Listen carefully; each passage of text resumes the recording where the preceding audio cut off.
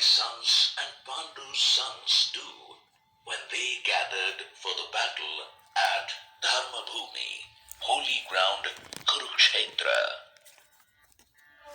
Sanjaya said, after seeing the Pandavas' army drawn up in the battle array, King Duryodhana approached his guru Drona and spoke these words. Pandavas, the sons of Pandu.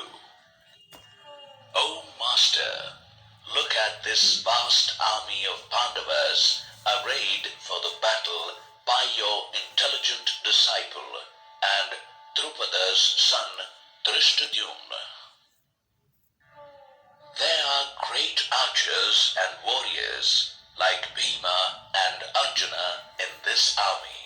For example, Yuyudhana, Virata, and the valiant king Drupada. There are also Drishtaketu, Chekitana, and the valiant king of Kashi, the two brothers Purujit and Kuntibhoj, and the best man, Saibya, are also there. The valiant Yudhamanyu, the strong Uttamojas, Subhadra's son Abhimanyu, and Draupadi's sons are all mighty warriors. O Dvijottama, now know about the greatest leaders of our side too. For your information, I shall now name the chief warriors and the greatest leaders of our army. Dvijottama, Dveja meaning twice born, are the male members of the Brahmanas, Kshatriyas and Vaishyas. Dvijottama are the best of these who are born twice, once physically and secondly at the time of Upanayanam, sacred thread ceremony. It has you, Dronacharya, Bhishma, Karna, the victorious Kripacharya, Ashwatthama, Vikarna, and the son of Somadatta, Burishrava. There are many other heroes fighting with various weapons and very much skilled in different warfares, who are willing to sacrifice their lives for my sake. Our army, guarded by Bhishma, appears limitless, while their army, guarded by Bhima, seems limited. All of you must give full support and protection to Grandfather Bhishma, while you remain firm at your respective positions. Bringing joy to Duryodhana, the eldest of the Kurus, Grandfather Bhishma blew the conch shell, sounding like a lion roar. After that, the conch shells, kettle drums, tabors, trumpets, and cow horns were blown together, which sounded fierce. Then, gracefully seated on their great chariot, pulled by white horses, Lord Krishna and Arjuna blew their divine conch shells loudly. Lord Krishna and Arjuna blew their conch shells named Panchajanya and Devadatta respectively. The brave and adventurous Bhima blew his great conch shell named Pondra. Kunti's son, King Yudhishthira, blew the conch shell named Ananta Vijaya. Nakula and Sahadeva blew their conch shells named Sughosha and Mani Pushpaka respectively. The great archer, King of Kashi, the great chariot rider Shikhandi, Drishtadyumna, King Virata, and the victorious Satyaki, O Lord of the earth, King Drupada, of these sons and the mighty son of Subhadra, Abhimanyu, blew their respective conch shells separately. That tremendous sound of the conch shells shattered the heart of the sons of Dhritarashtra as it echoed through the earth and the sky. O king, after seeing all the weapons ready for the battle, Pandu's son Arjuna, who has the sign of Hanumana as his chariot flag, raised up his bow and said this to Lord Krishna.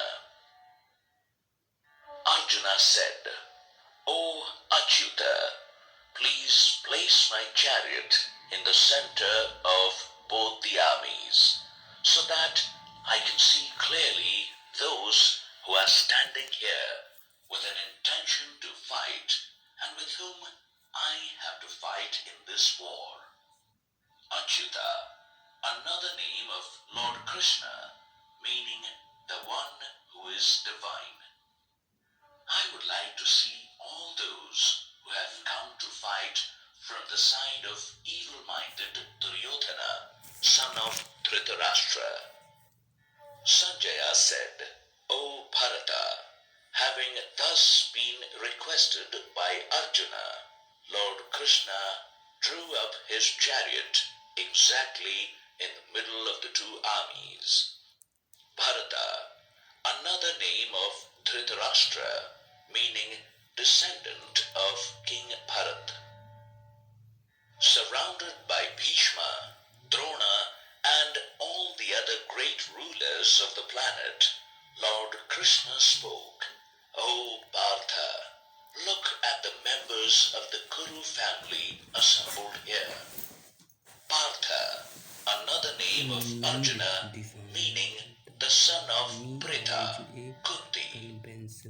Arjuna saw his uncles, grandfathers, teachers, maternal uncles, brothers, cousins, sons, grandsons, and other soldiers standing in both the armies.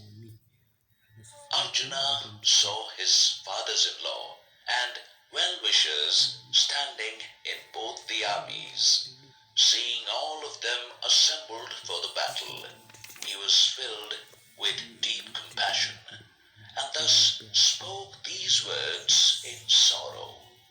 O Krishna, seeing my relatives and friends assembled for the battle here, my limbs have become weak, my mouth has become dry, my body is shivering, and I am having goosebumps.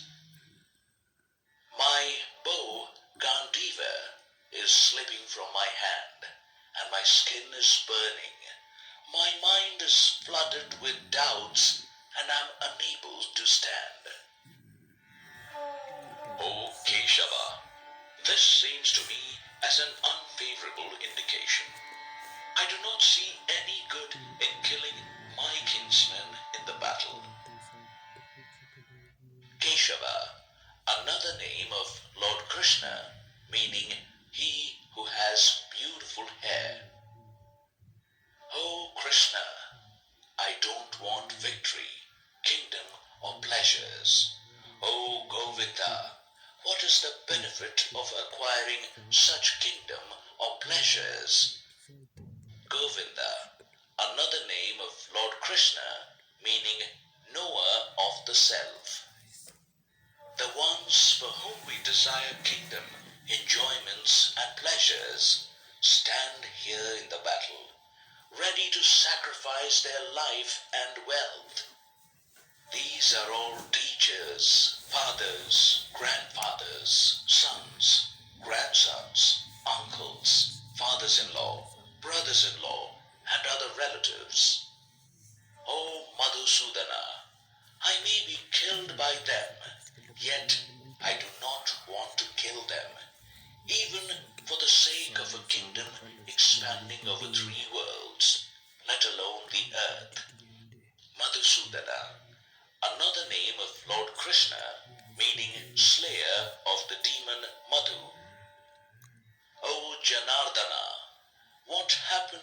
we gain from killing these sons of Dhritarashtra? Rather, it will be a sin to kill these trouble creator men. Janardana, another name of Lord Krishna, meaning he who is the favorite of his devotees for fulfilling their desires. Therefore, O Madhava, it is not right for us to kill the sons of Dhritarashtra and our relatives, because how will we be happy after killing our own people? Madhava, another name of Lord Krishna, meaning Lord of Lakshmi. Although these people are overpowered by greed, they see no fault in the destruction of families and no sin in enmity to friends. O Janardana, when we clearly see the destruction of families, then why should we not consider turning away from this sin? The destruction of our dynasty will lead to the destruction of ancient family traditions. If the ancient traditions are lost, then irreligion will take over the coming generations. O Krishna, when irreligion takes over, the women of the house become impure. O Varshaneya, when women become impure, it gives rise to unwanted progeny. Varshaneya, another name of Lord Krishna, meaning descending from the Vrishni clan. The intermingling of castes lead the unworthy and the family into hell. Their ancestors fall down into hell because of being deprived of the offerings of rice balls and water. Such evil deeds of the destroyers of the family cause intermingling of castes. Thus, the ancient caste traditions and family customs are destroyed. O Janardana, we have heard that those whose family traditions and values have been destroyed, they are destined to live in hell for an unknown period of time. Alas, in greed for the pleasures of this kingdom, we have involved ourselves in committing a great sin that will lead to the destruction of our race. It would be better for me if the sons of Dhritarashtra kill me with their weapons when I am disarmed and I don't counterattack. Sanjaya said, having said this, heartbroken with grief in the middle of the battlefield, Arjuna dropped his weapons and sank in the center of the